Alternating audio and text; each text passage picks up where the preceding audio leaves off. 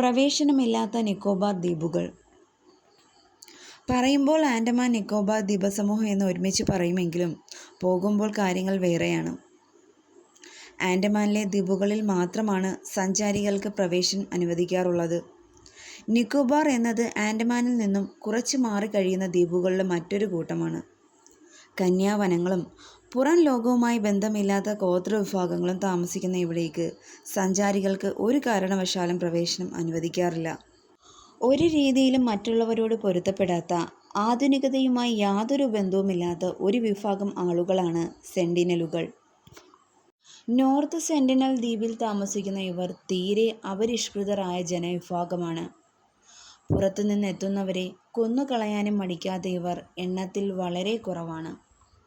പുറമേ നിന്നുള്ള സമ്പർക്കം ഇവരുടെ ജീവിതത്തിന് ഭീഷണിയാകുന്നതിനാലാണ് പ്രവേശനം തടഞ്ഞിരിക്കുന്നത്.